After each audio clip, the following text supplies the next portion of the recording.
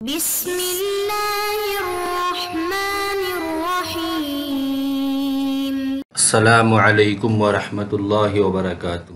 عزیز طلباء و طالبات، بسم اللہ الرحمن الرحیم۔ تقابل ادیان و مذاہب کا سبق نمبر 83 آج ہم پڑھ رہے ہیں۔ اس سبق کا عنوان ہے قرن اولیٰ کا کلیسائی نظام۔ آج کے اس سبق میں ہم یہ پڑھیں گے کہ عیسائیت کی تاریخ میں یوں تو کلیسائی نظام کو بڑی اہمیت حاصل ہے، کلیسائی نظام ہی اس کی بنیاد ہے، لیکن ہم بالخصوص قرن اولیٰ کے بارے میں پڑھیں گے کہ اس کی پہلی صدی میں، عیسائیت کی تاریخ کی جو پہلی صدی تھی، اس میں کلیسائی نظام کیسے ابھرا اور کیا اس وقت کلیسا کا نظام کیسا تھا، اس کی کیا تاریخ رہی ہے۔ ایک طرح سے اس کی کلیسائی نظام کی ابتدائی تاریخ کو اس سبق میں ہم پڑھیں گے۔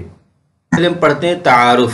عیسائیت میں انگریزی زبان کا لفظ چرچ، یونانی زبان میں اکلیسا اور عربی، فارسی اور اردو میں کلیسا کے معنی میں استعمال ہوتا ہے۔ کلیسا کا لفظ درج ذیل 3 مفہوم کے لیے استعمال ہوتا ہے۔ نمبر 1، وہ عمارت جہاں عیسائی عبادت کے لیے جمع ہوتے ہیں۔ نمبر 2، عیسائی امت جس میں تمام عیسائی خواہ وہ کسی بھی قوم و ملک کے ہوں۔ نمبر 3، مذہبی رہنماؤں کی وہ جماعت جو مذہبی امور میں تمام عیسائیوں کی سربراہ اور ذمہ دار ہے۔ یہ چرچ اور کلیسا اور اکلیسا یہ تینوں ایک ہی ہیں، بس زبان کا فرق ہے۔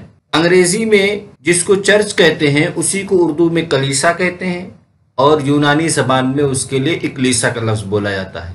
چرچ یا کلیسا کا جو مفہوم ہے یہ 3 معنی رکھتا ہے، یہ 3 چیزوں کے لیے استعمال ہوتا ہے۔ ایک تو جہاں پہ عیسائی عبادت کے لیے جمع ہوتے ہیں اس عمارت کے لیے چرچ یا کلیسا کا لفظ بولا جاتا ہے، اور دوسرے پوری عیسائی امت کو، خواہ اس کے اندر بنی اسرائیل یا غیر اسرائیل یا یورپین غیر یورپین جتنے بھی لوگ عیسائی ہیں ان کے لیے کلیسا کہے جاتے ہیں۔ یعنی جب یہ اہل کلیسا کا لفظ بولا جاتا ہے تو اس سے مراد عیسائی مذہب یا عیسائی امت مراد ہوتی ہے۔ اہل کلیسا کا لفظ اس طرح سے اس معنی مفہوم میں بولا جاتا ہے۔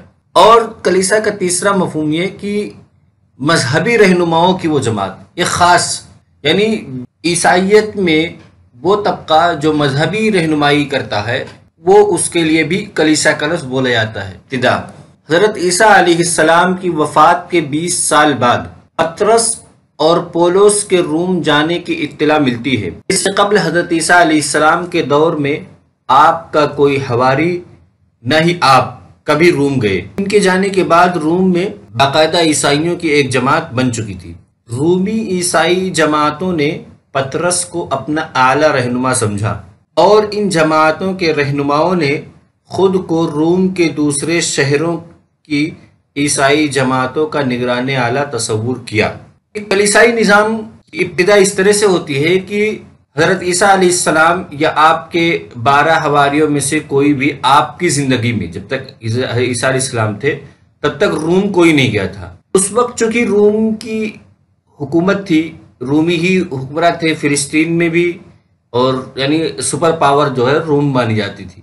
یہ سب کے سب یہ جو اس وقت کے جو عیسائی تھے یا حضرت عیسیٰ علیہ السلام کا جو حلقہ تھا یہ سب اسی حکومت کے اندر آتے تھے، لیکن اس کا دارالحکومت جو تھا وہ روم تھا، سینٹرل گورنمنٹ وہ روم میں تھی۔ لیکن حضرت عیسیٰ علیہ السلام کبھی روم نہیں گئے کسی بھی کام سے، نہ ہی آپ کے حواری آپ کی زندگی میں کبھی گئے۔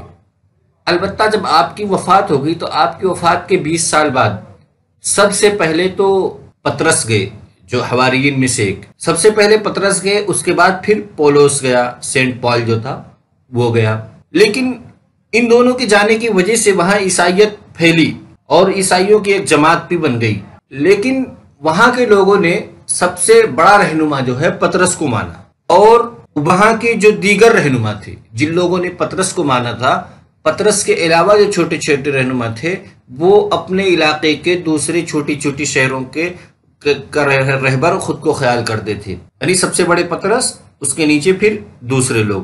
دوسری صدی آتے آتے یہ رجحان عام ہو گیا کہ ہر علاقے کے مختلف شہروں کی عیسائی جماعتیں اپنے علاقے کے مرکزی شہر کے چرچ سے منسلک سمجھی جانے لگی۔ اور ہر علاقے کے مرکزی شہر کے دینی سربراہ کو بشپ یا بطریق کے نام سے یاد کیا جانے لگا۔ بطریقوں کی یہی انجمن رومی چرچ کے سربراہ اعلیٰ کا انتخاب کرتی تھی، جو رومی چرچ کی مرکزیت کے پیش نظر تمام عیسائیوں کا سربراہ اعلیٰ مانا جاتا تھا۔ رومی چرچ کے سربراہ اعلیٰ کو پوپ کے نام سے جانا جاتا تھا۔ دوسری صدی میں یہ نظام بنا کہ ہر علاقے کا ایک بڑا لیڈر ہوتا تھا، بڑا ایک مذہبی رہنما ہوتا تھا، پھر چھوٹے ایک تو شہر کا جو مرکزی ادارہ ہوتا تھا، مرکزی چرچ ہوتا تھا، اس کے زیر نگی پھر شہر کے دیگر علاقوں میں چھوٹے چھوٹے چرچ ہوتے تھے۔ جو یہ شہر کا جو مرکزی ادارہ جو ہوتا تھا، اس کے رہنما کو بشپ یا بطریق کہا جاتا تھا۔ پھر یہی دیگر شہروں کے جو مرکزی رہنما ہوتے تھے یا دیگر شہروں کے جو بشپ یا بطریق ہوتے تھے دیگر شہروں کے، یہی لوگ روم کا جو چرچ تھا، جو سب سے بڑا تھا، جس کو سربراہ اعلیٰ کہتے تھے، جس کے لیے پوپ کا لفظ استعمال کرتے تھے، اس کے سربراہ کو، روم کے چرچ کے سربراہ کو پوپ کہا جاتا تھا۔ اور اس پوپ کا انتخاب یہ دیگر شہروں کے بشپ یا بطریق اپنی ووٹنگ کے ذریعے فیصلہ کرتے تھے، یعنی یہ لوگ انتخاب کرتے تھے کہ ہمارا پوپ کون ہوگا۔ شہر کے مراکز نے پھر علاقائی اعتبار سے ذمہ داریاں تقسیم کر رکھی۔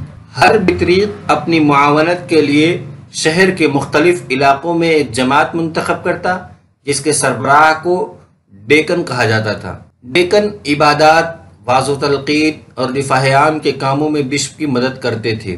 کلیسائی نظام کے منظم ہونے سے قبل مقامی عیسائیوں کی سربراہی و دینی رہنمائی کا انتظام کسی نہ کسی طور پہلے بھی موجود تھا، مگر ان سربراہوں کی باقاعدہ تنظیم اور نجات کا محض ان کے وسیلے سے حاصل ہونے کا تصور پختہ طور پر دوسری اور تیسری صدی عیسوی تک ہی اپنی تکمیل کو پہنچ پایا تھا۔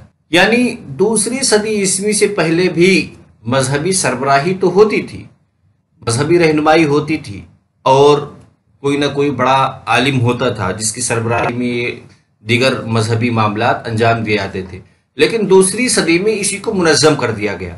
اسی کو 3 درجوں میں تقسیم کیا گیا۔ ایک پوپ جو رومی چرچ کا ہوتا تھا، جس کے اندر تمام عیسائی عبادت، تمام چرچ آتے تھے۔ پھر اس کے بعد پھر بشپ یا بطریق ہوتا تھا دوسرے نمبر پہ، جو ہر شہر کے مرکزی جو چرچ ہوتا تھا اس کا جو سربراہ اعلیٰ تھا وہ بشپ ہوتا تھا۔